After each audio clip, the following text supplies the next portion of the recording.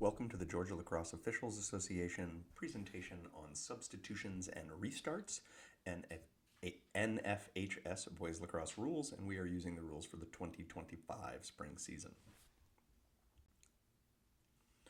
All right, substitutes. Players may substitute on the fly. Think hockey, one off, one on. They have to substitute during live ball play through the substitution area. Those are the two cones on the 45-yard lines, and that's the area that they can exit. It's important to remember that the player exiting the field has the right of way. So if you have a collision where somebody's trying to get off the field and the opponent is in his way and does not give him the right of way, you can have anything from an illegal procedure penalty, a technical foul, all the way up to an illegal body check, unsportsmanlike, all that stuff, right? So just remember the player coming off the field has the right of way. Players may not delay entry to gain advantage. If a player substitutes off and his replacement does not immediately come out on the field, this is not a delay of game. We'll get into that in a second.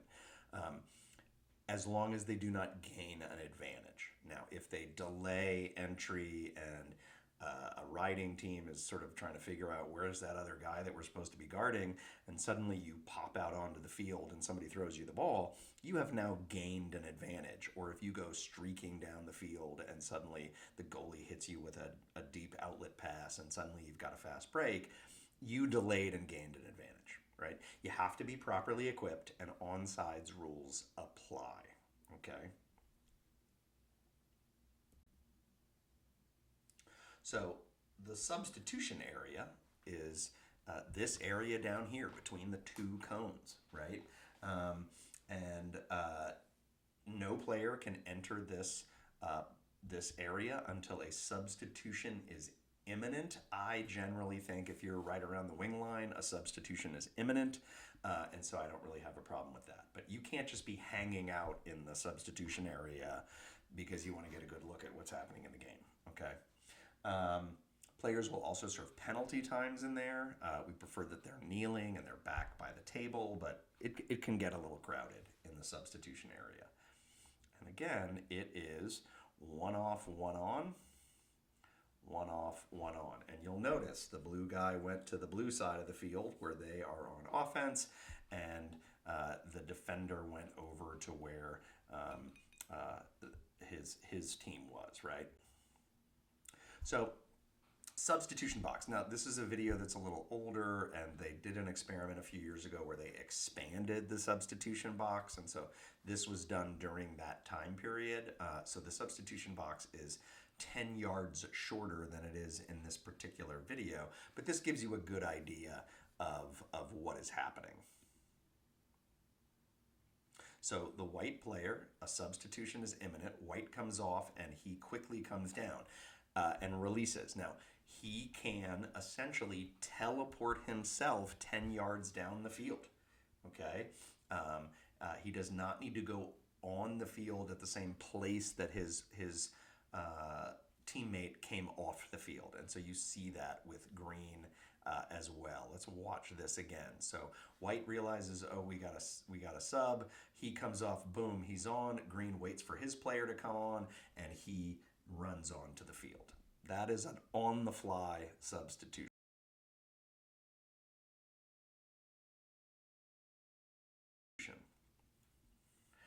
Here's subbing on the fly after a turnover. Nice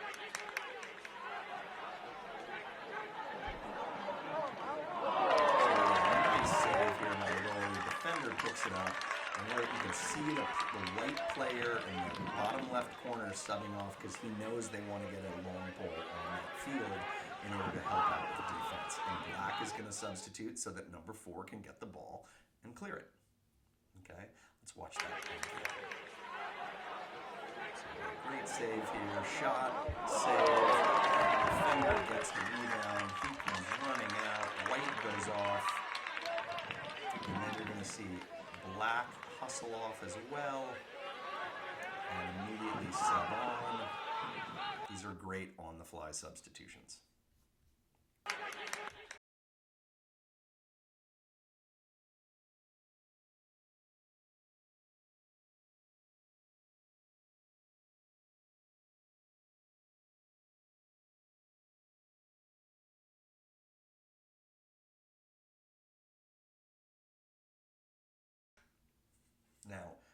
Here is an indication. I'll show you this video first.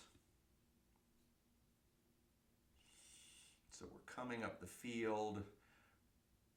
Red is going to run off, and another red is going to substitute on defensively. But our problem is that when red substituted on, he did not go through the substitution box. So red in the bottom right comes off the field,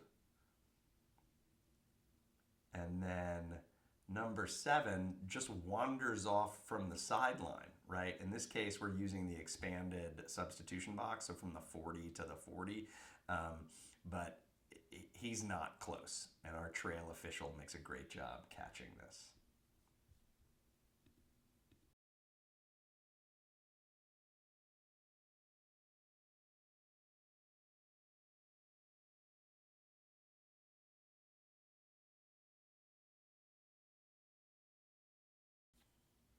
All right, let's talk about restarts.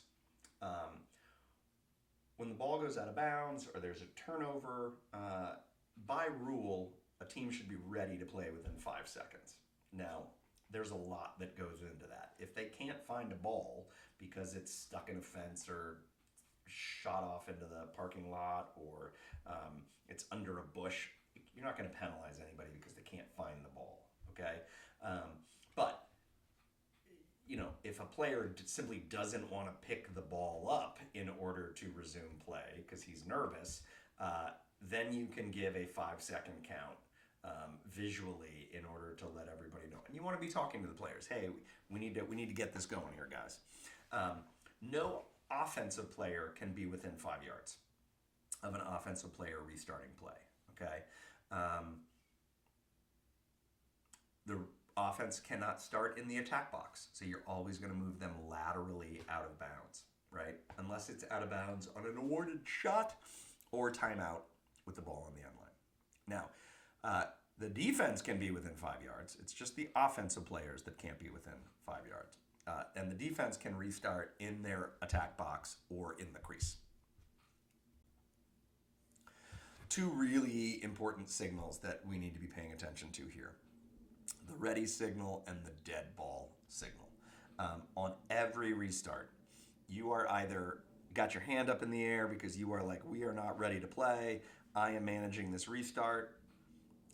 But if your partner's ready to go, they should be giving you the ready signal, where they are pointing in the direction of play. They're pointing to the goal that they're heading towards, okay?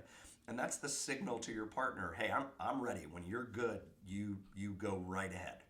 If you look at your partner and he also has his hand up or even has 2 hands up, that's the stop sign, okay? So the ready signal is, hey, we're good to go. I'm just waiting for you. And the hand up is the stop sign, right? Now, we have quick restarts in boys lacrosse. So you have a loose ball push. You award the ball to white here, and we're ready to go. You do not have an offensive player within 5 yards. We've got a player in bounds. He's got the ball. We're ready to go. Your partner's ready. The defenders can be within 5 yards. They must allow a direct path to the goal, and they cannot engage that player until a 5-yard buffer has been met. So they could be 2 yards away and run 80 yards down the field as long as they do not play that offensive player with the ball once you've restarted play. If they do play him and they've never established a 5-yard buffer, it's going to be a flag for delay of game. It is not the responsibility of the official to say, hey, number 15, you're not 5 yards away, just be aware of that.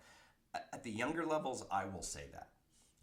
At the high school level, the onus is on you to know the rules, okay?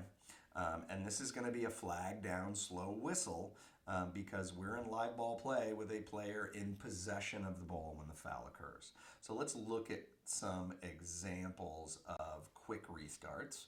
So here we've got a scrum and we've got guys fighting for the ball. And suddenly we have a hold here, and so our official's going to signal a hold. White was holding the cross of number 2.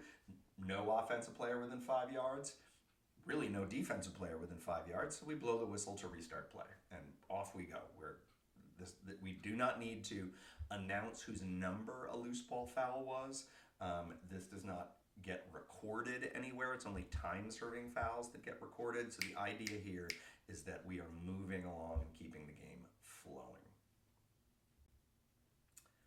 Now here, you're going to see the red player does not give 5 yards before playing. So watch this. This is exactly what I am talking about. So we have a restart coming up here. Red is not 5 yards away. He starts playing.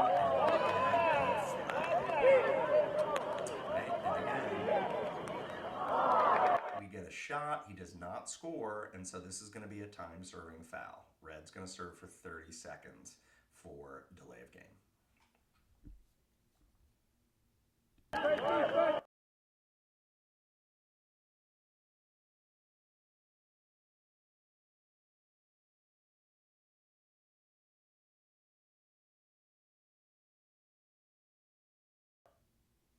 Now, in this example, we have really too many blue players near each other. They're definitely within 5 yards, and the defense is completely confused as to what is happening, right? And so here we are literally using deception. Now, if this was a live ball play, this is fine, right? But this is off of a restart, and so this play should be blown dead.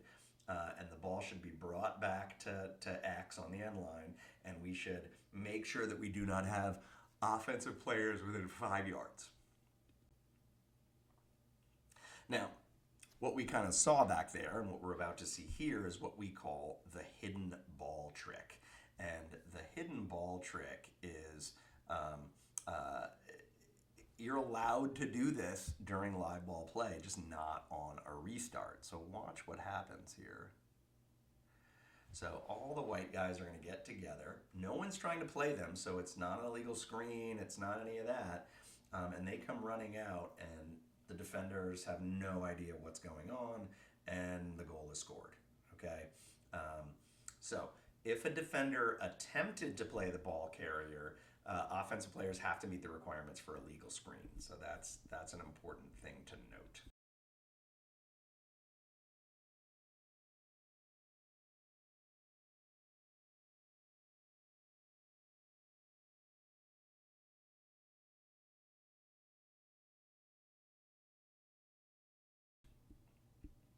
Here is a classic example from a couple of years ago in the Navy-Hopkins game where we had a hidden ball trick during live ball play.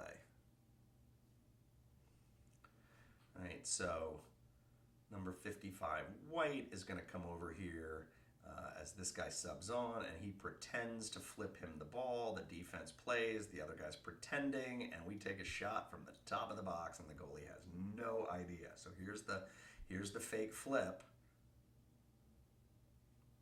Note that the official knows exactly who has the ball, and the Navy goalkeeper just doesn't see this coming.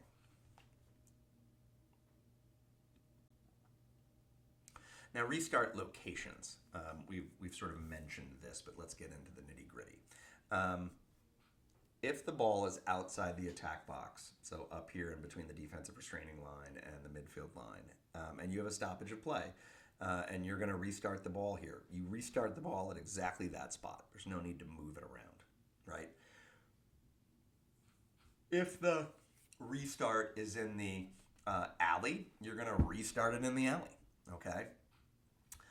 The only place you really don't want to restart it outside the attack box is in this area right here. Because remember, if you're right in this area and a defender's not allowed to play you within 5 yards, you know, some teams will take that shot. And you don't want to give the offensive team a free shot. So if you're in this area, move it to essentially where the 30-yard line is stenciled onto the field. Move it to the corner of the box. And then you're going to give the restart there.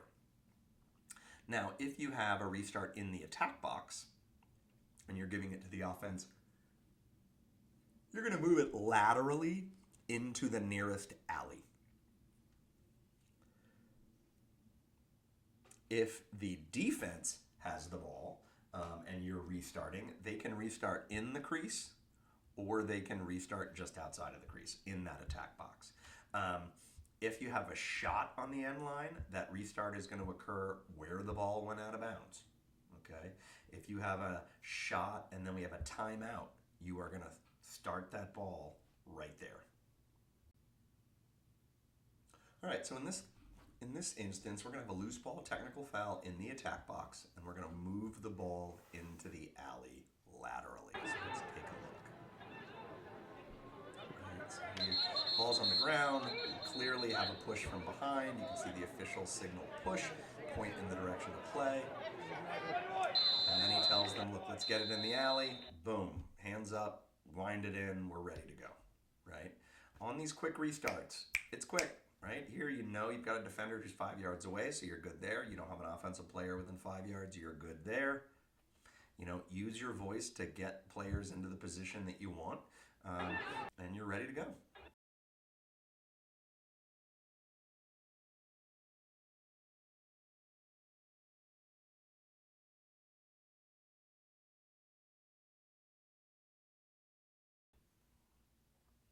Now, for restarts, it is important to remember that there is a goalie privilege that will affect this. So if a goalie is out of the crease and there is a stoppage of play, the goalie is allowed 5 seconds to return to the crease. It does not matter if it's a quick restart, if it's a slow restart, if it's anything. If the goalie's out of the crease and you are about to restart play, you need to give the goalie 5 seconds to get back to where he needs to be. If you realize a restart has occurred and the goalie is out and was not given those 5 seconds, blow your whistle, kill the play, and re-administer the restart, right? It's our job to get this stuff right.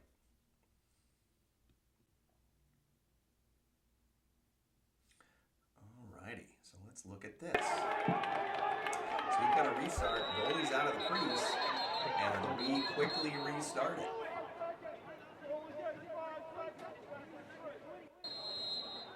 And so we re-administer the restart. This is a great job by officials recognizing that that should not have happened. Okay.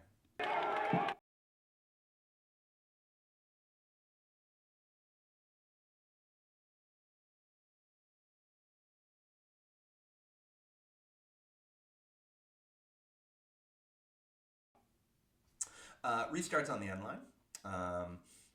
Get in the position to manage that restart, right? So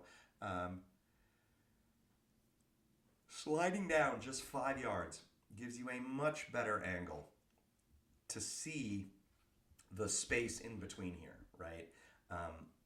You want to make sure that restart is going to be a legal restart and that red is not engaging until 5 yards have been given, right? This is an example of a shot that goes out of bounds on the end line. An attacking player picks up a ball and runs onto the field to start play.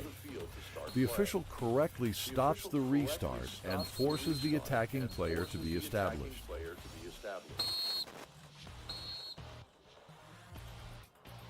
The second clip shows a similar play that is restarted properly by both the player and official.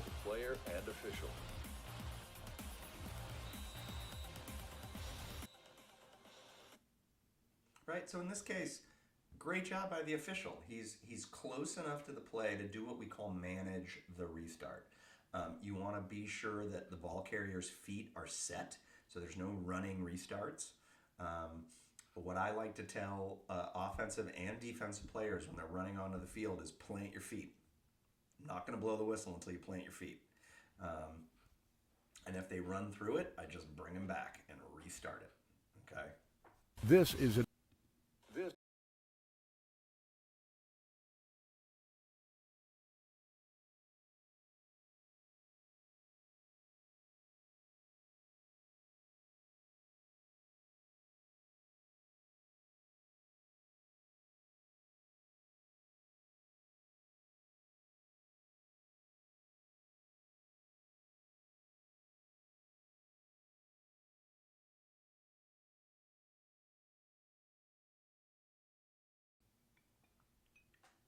All right, so here we have restarts on the sideline. just as with restarts on the Endline, make sure that you put yourself right on the sideline so that you can manage that restart. You want to make sure that there's distance in between those two players. Again, failure to give 5 yards before engaging opponents, flag down, slow whistle, and a 30-second foul. So make sure it's right, particularly when you're on the sideline that's the bench sideline, which is what's happening in this case, because everybody can see, and you don't want to be the one that doesn't really have a great angle on whether or not they're 5 yards apart. All right, here we go. All right, so blue's clearing. Get a little bit of a team here. Now we got a loose ball, so we're fighting for this. This player is clearly pushed from behind. And so we are going to award this ball to blue. And here we go. We put him in the same relative position, put him on the field. He steps it in the box. And we're playing lacrosse again.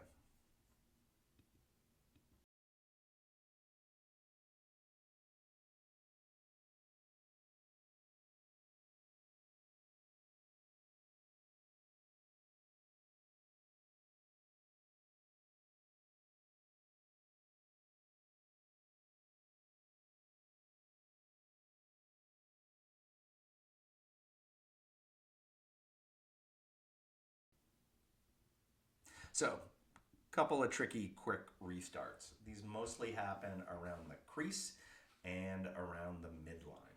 So restarts at the midfield for offsides and over and back can be challenging, right?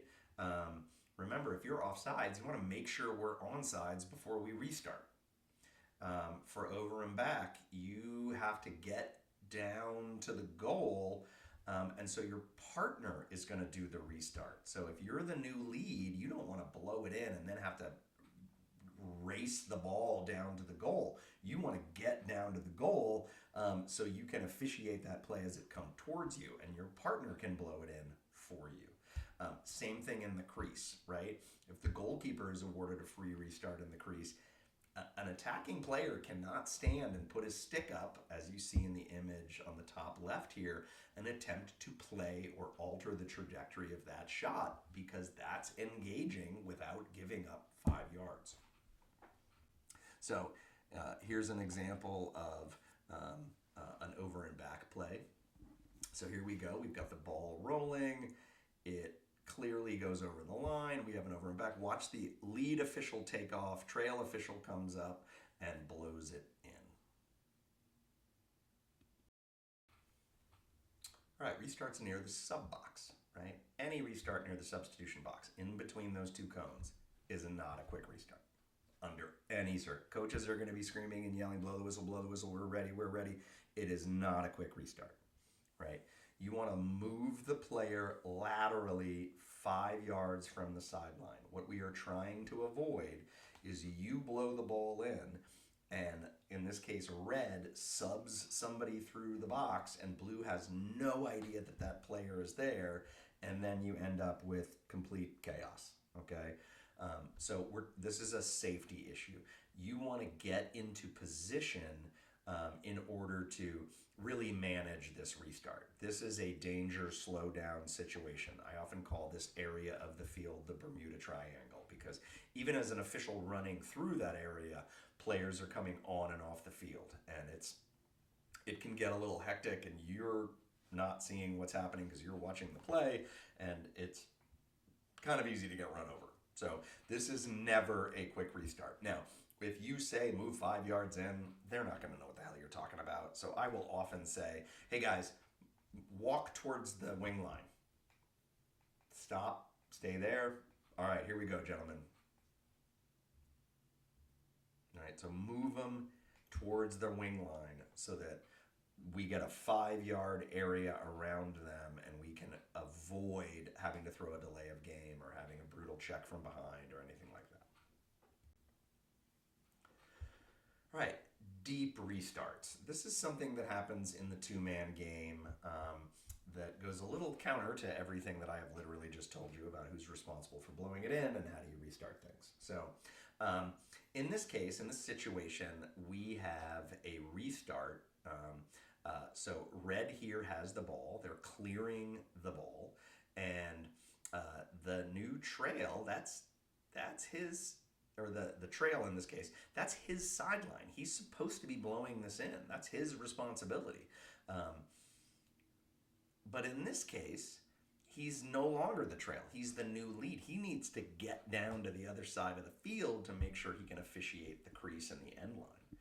So what he's going to do is he's going to give up his responsibility to blow it in to the lead in this case, who's about to become the new trail. So we're going this direction, and our trail is going to move over here and become the new lead, and he is going to put his hand up and say, we are not ready, because you can clearly see the red player in the bottom right corner is still out of bounds. The new trail is now going to be the one who blows this in. And so even though this is the near sideline official's responsibility, he's giving up this whistle to his partner so that he can put himself in a better position to get to where he needs to be. And so you may want to come in as the trail a little bit so that you can see what's going on. And your eyes are going to be on the new lead. If his hands are up, he's saying he's not ready and the play is not ready. But as soon as he points, we're going to know to blow this whistle in. So here, we're still not ready because we have a red player next to a red player. Can't have that. But as soon as he goes away, the lead official will point, the trail official will blow the whistle, and here we go. Now we've put everybody in a really nice position, and we're going to use eye contact and signals and communication to put ourselves in the best position to officiate this play. Here is a lovely example of a deep restart. So black's going to move the ball around the horn here, and we're going to make a little bit of an errant pass, and that's going to go out of bounds. So in this case, should be the new lead's responsibility, who's up in the upper top right-hand corner on the cone, but instead we're going to pass it off to the new trail official who dutifully blows it in, and off we go. We are playing lacrosse and running along, and you can see that lead official has gotten to where he needed to be, right by the crease.